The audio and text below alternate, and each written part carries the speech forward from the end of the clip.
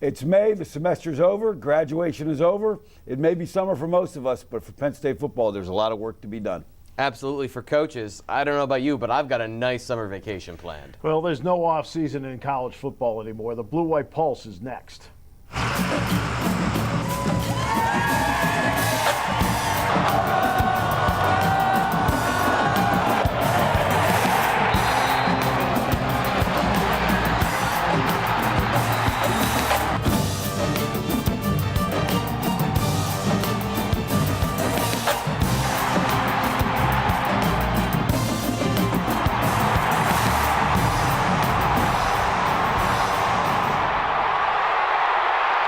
Next time you see that scene, there'll be an NY on the side of that helmet. Saquon Barkley was the second overall pick of the NFL draft. Steve Jones, Thomas Frank Carr, Jay Paterno. Welcome to the Blue White Pulse. Great to have you with us.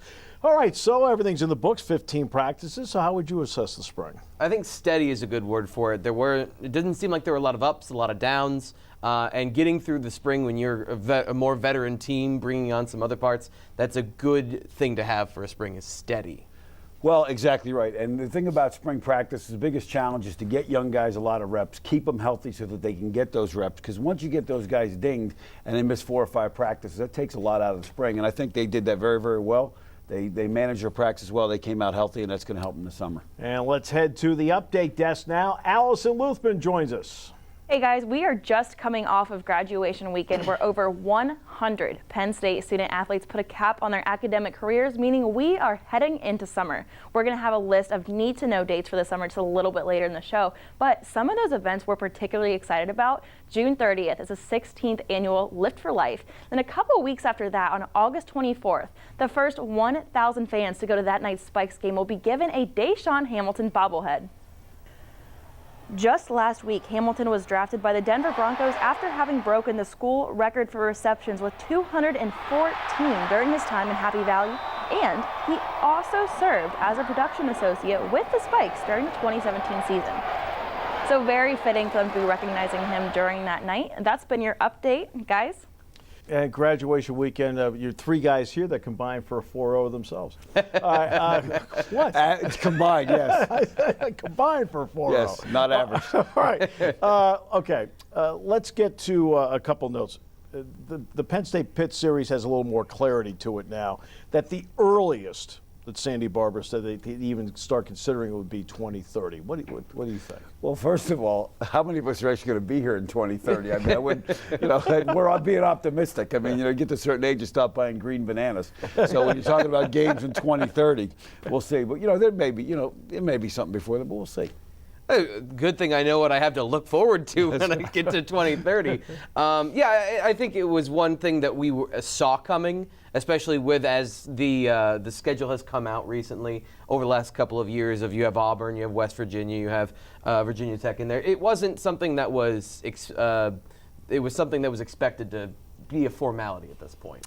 All right, let's look at the important dates, by the way, that Allison referenced in her segment. Summer session is getting underway, and then the underclassmen showcase, Lift for Life, 16th annual, she pointed out, and then fall practice begins August 3rd.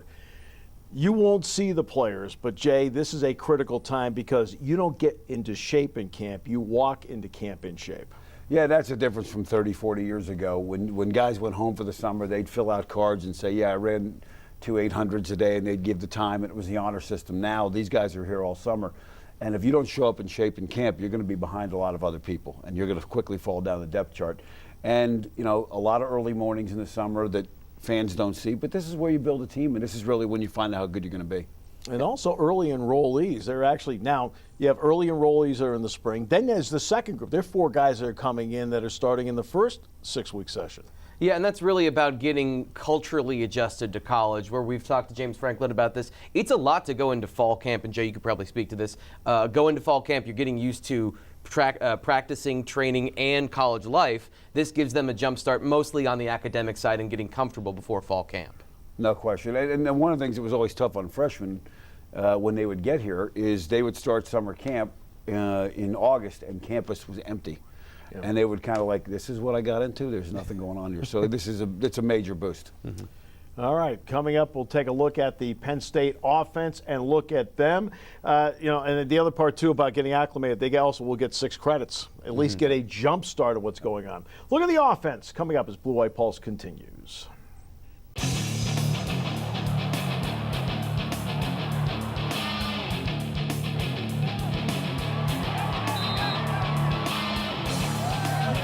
All right, the offense. Jay, it doesn't hurt when you have an offense with the starting quarterback back.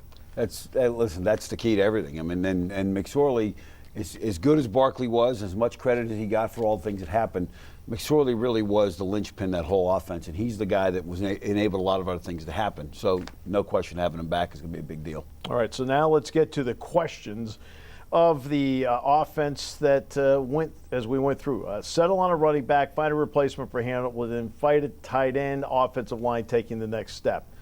Obviously, Miles Sanders is the running back, but what about behind him?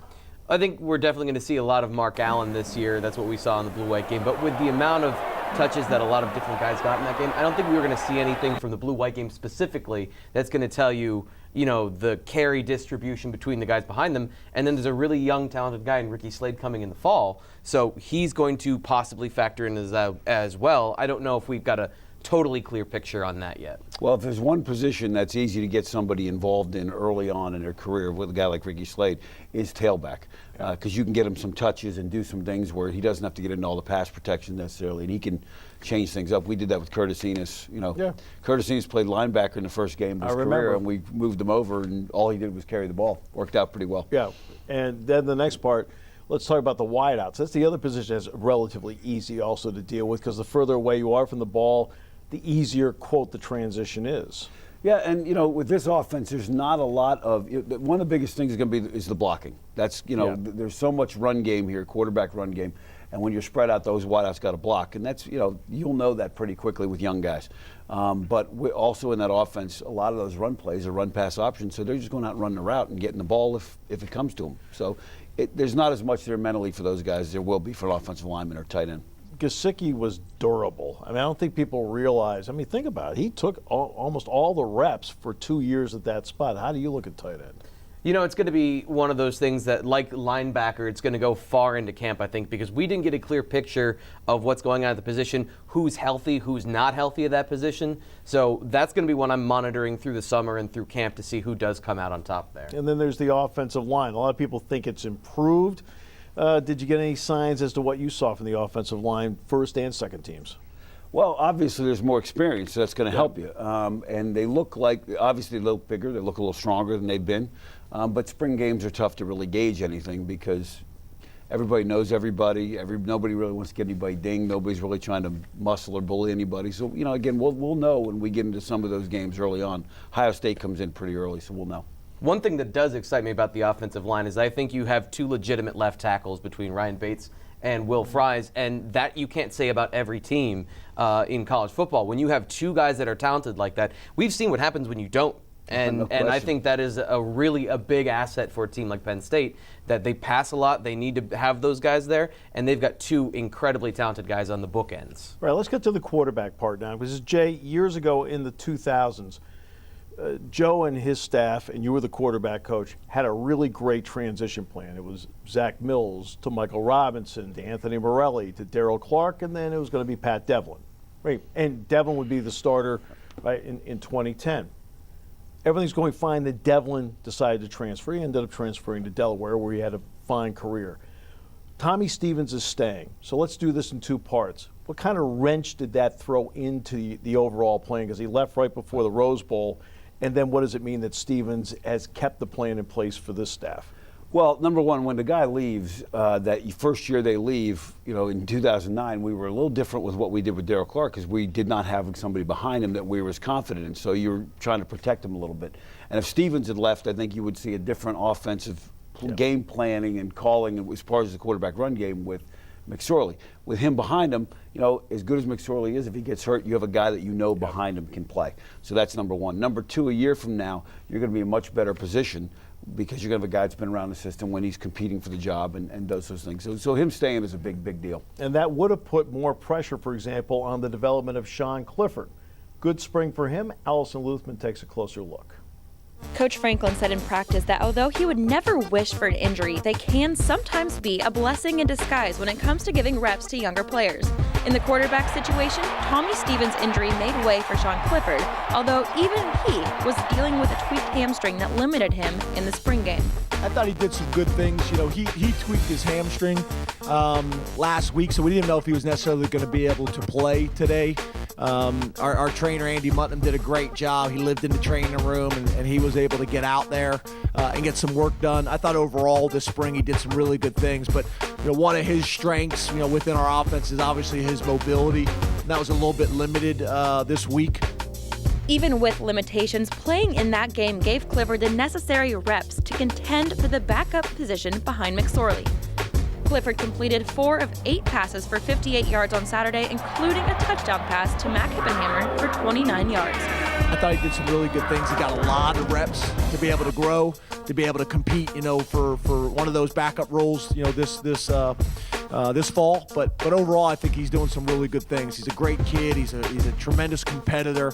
Throws the ball extremely well, and his mobility just continued to increase since he stepped on campus. So I think he did a really good job laying a foundation this spring. But he's got a lot of things he's going to need to work on going into fall camp. Yeah, Clifford got a lot of reps, as did Jake Zembeck during the course of the spring because Tommy Stevens wasn't available. It was great benefit all the way around for him. And when you really watch him, he really throws a great ball. Very tight spiral, leads guys into yards after the catch. And as James Franklin mentioned, pretty good mobility as well in that position, in a position in this offense that demands mobility. We'll take a look at the defense after this.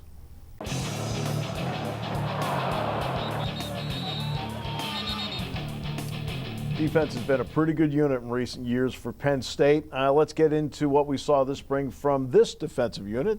Thomas, Frank, what'd you think? You know, I thought you could do a lot worse than Jonathan Sutherland and Lamont Wade as your 2 safeties on the white team. That kind of crystallized this spring, and I don't think even with the starters that you have, having depth at that position like they do, that's really impressive, and I think that's going to be a strength of the team going forward. Well, I think, question last year that they played a number of guys in the secondary. Linebackers, they got a lot of guys think they played, but unfortunately most of those guys are gone.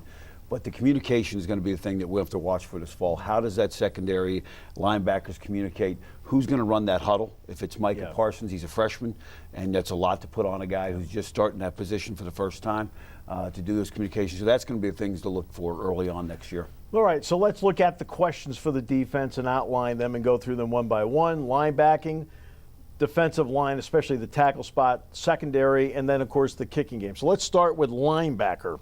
That was the big one going in. What'd you think? You know, and that's another situation of I like the talent, I like the depth there, but the starters, as you've mentioned, that guy in the middle, who is it going to be? I think that they have a lot of prospects that are really bright for the future, but for the immediate area, they might struggle finding the guy who is going to take control of the huddle. But a guy who jumped off the tape to me, he might not be the biggest, he might not be the fastest, but Ellis Brooks knew where to be at all times and was aggressive and confident, and I like that in a linebacker. Yeah. What about the 2 defensive tackles? Because, look, they set, we talk about the linebackers. Who sets them up? I mean, this is their offensive line. This is your offensive line of those 2 tackles. And what people don't realize is with your defensive tackles, one of their jobs is to take up 2 people. So they, if the guard and tackle are doubling them, the center and the guard they got to keep those guys there and not let them get the linebackers, which will make the young linebackers' job a lot easier. And they're going to find out in week 2 how good they are up front, because Pitt is a good football team running the football. They're going to be north-south, downhill. It's going to be a challenge because they don't see that in practice a lot. So those guys are going to have to really jump up in a hurry. And they've got 3 of the 5 starters back on the offensive line. Now, their 2 best did leave, including O'Neal, but 3 of the 5 are back. Morrissey, the center. Buxer, who didn't play in last year's game because he was suspended, he'll be back for this game as well. So, yeah, it'll be tough there. Yep. Secondary, they played so many people that I'm not even sure that's a concern. Yeah, the one guy, Garrett Taylor, who didn't get a lot of time last year, really separated himself and was the guy who, as James Franklin said, was the clear starter coming out of the spring. But like I said, and like you have mentioned before, there's a lot of depth there, and I think that we're going to see, again, maybe more so than the last couple of years, more rotation at that spot, as long as they have a signal caller like Nick Scott out there, somebody who can command the secondary. I think we'll see more young guys come into the secondary and make plays because they're fast and they hit. There's also been a change in recruiting philosophy for a lot of people, and it includes Penn State. Length has become really important. Amani Oruwariye, long corner. Yep. Tariq Castro-Fields, long corner. Cam Brown, long linebacker. I mean, the length has become a difference maker as long as you're athletic enough. Yeah, and that's the question, because generally when you get the guys who are 6'2", 6'3", they're not as quick in space as some of the smaller guys. But with a lot of the wideouts going bigger and a lot of them going for the jump balls, that length has become a big issue at corner, and that's kind of becoming a trend. And I like the mix that they have at that position, though, because you've got a guy like John Reed who doesn't have that length, but he's intelligent and he's got great feet. And they've got a couple of guys who I think they can mix and match very well. And getting Reed back is like picking up a veteran off waiver. You know, it's like getting to make it a trade. There's a guy that started a lot of football games, who's done a lot of great things, and so that's really a bonus. I mean, it's really having a starter back who's been as good as anybody they've had. In fact, if they decide to put new transfer rules in, it'll be like that for everybody. I know, exactly. We'll have to get that in the next Pulse show. We'll have to go whole discussion next on that Pulse one. show, we're going to talk about if they were to change the rule. Everyone's like the Wild West out there. It's like college basketball. There's 750 transfers out there. That's 750 very unhappy people that decide to move on. Kicking game, though, is another key part. Gilligan has done wonders stabilizing that for Penn State. But, you know, the place kicking part, they're going to go into camp still trying to solve that. And well, that's one of the things you want to have solved, because, you know, in those first couple of games, it doesn't matter how you schedule down. You know, people try and get a couple of wins early in there. You get into one of those games and you start having a bad day, and, you know, you may need that field goal kicker. And, you know, they're trying. They got to get somebody. They got to find somebody in camp, and that's not an ideal situation to have. Well, I mean, the bottom line is, you know, you want to have an offense. I mean, what kind of comfort did you have as a play caller, Jay, if you felt you could get the ball to the 30 and 35 and you were going to get points? Well, that's a major difference. And in terms of calling plays, if you don't have that guy, you're going for a lot of 4th and 3s and 4th and 5s and 4th and 6. So that's going to be a big factor. Makes it exciting, at least. At least for fans, anyway. Not for coaches. Not for coaches. I could do without the excitement. We'll come back, take a look at the NFL draft as Blue White Pulse continues after this. Otherwise known as the John Stroh Cammy. With the second pick in the 2018 NFL Draft, the New York Giants select Saquon Barkley, running back, Penn State. Might have been the best player in the draft, and you know, actually, you should have seen the original bump they put together, where Roger Goodell announces that John Stroh is the second overall pick, and it was just. And the Giants fan booed mercilessly. I thought it was going to be that they had an extra 36 highlights in there. Awful, awful. But you know what? Every player wants to go to the show. I mean, was there a single player you recruited, Jay, that didn't think this was the next step to the NFL? Maybe John Urschel, but I mean, he was thinking this is the next step to MIT. And he went. He went. He thought this was the next step to MIT. But no, I mean, you know, that's just something every kid that ever picks up a football in the backyard dreams about. And for some, it's realistic. Some, it's not. And for these guys, it was a realistic dream. It's happy to see it happen for them. But it's also a good look for Penn State that so many times the name Penn State came up. Yeah, absolutely. And as early as it did, and as often as it did with Saquon Barkley all offseason, as you mentioned, one of the best players in this draft. And I love the position that he landed in, especially because of the guys they got after him, where you get a big guy like Will Hernandez out of UTEP, possibly the most physical run blocker in this draft. And the way the Giants rebuilt that offensive line, they're giving him a chance to shine. Right. And I think that's important, too. Well, I did laugh because on social media there were Penn Staters complaining about the fact that he didn't go first. I'm like, really? Okay. First, second? New York Giants, Cleveland Browns. No offense to Browns fans, but I was elated. Oh, there's some offense. I was elated that he went to the Giants. I think it's a good spot for him. It is. Well, it's a great spot for him, and I believe Eli Manning offered to drive him from State College. All right. They bought him a Pope mobile, Right. so he doesn't get hurt. Right. Just okay. Are you okay? We'll bubble wrap you. We'll be good.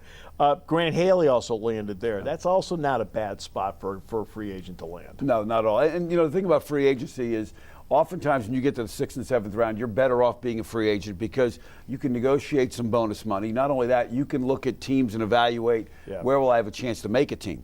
And, you know, we've seen over the years guys like Kenny Watson and Eddie Drummond. There have been a lot of guys that have gone as free agents from Penn State and done very, very well. If you analyze the Denver Broncos draft, they went for production. I mean, you see like the first 5 guys, production. One of them's Deshaun Hamilton. Yeah, and that's a really good situation for him because if you look at the Broncos and what they have Offensively, they have 2 guys at receiver that are over 30 years old. They bring in Cortland Sutton, another guy who is a really talented wide receiver. So he can fill that role, kind of the Demaryius Thomas, and they get Deshaun Hamilton, who is more of that slot guy like Emmanuel Sanders. So they brought in guys to fill roles, and I think that's really good for Deshaun that he can step in almost immediately as a third receiver and fill that role and then kind of grow from there. And I thought that was great for him. Some thought the Dolphins would at some point draft a quarterback. Did not. They didn't take one. Ryan Tannehill ended up getting Mike Gesicki. Well, I'm not as confident in Ryan Tannehill as the Dolphins are, apparently. Because of injuries, not because I don't think he can play. No. But Gesicki gives you a matchup problem in the pass game. I think the biggest step for Gesicki is going to be, can he get in a three-point stance and can he block? And are they going to ask him to do that? I don't know that much about the Dolphins system, but in terms of receiving stuff, he's going to be a matchup problem. But they did get Durham Smythe later in the draft, who is a blocking tight end. So I think that they're going to. Adam Gase was in Denver with Peyton Manning, and they're trying to recreate that system with Julius Thomas and with Virgil Green. They got 2 guys to fit those roles perfectly, and I think that's good for Gesicki because I don't think he will be asked to block all that much. So another really good position where his strengths can be used. When I talked to Tom Bradley a couple months ago, and I said, "Hey, Artie Burns is now your problem," but he came up here for pro day, and they ended up drafting Marcus Allen. Yeah, and I've talked to Tom about it, and they're excited about him. They think he's a good kid. They think he's got some good ability in terms of the mental part of it. They took the guy Edmonds from Virginia Tech in the top of the draft, and they're really rebuilding their secondary. And I think that Edmonds is probably the guy they think they can cover Gronk. Yeah. Or Allen's probably the tackler. And he may be a guy that puts on some weight and moves up around the ball more. Yeah, and let's face it, more and more teams are taking guys and putting them up as a 4th linebacker in the box. That's where Marcus Allen fits in. Guys, thanks so much. Appreciate it. Hey, thanks for joining us on Blue White Pulse.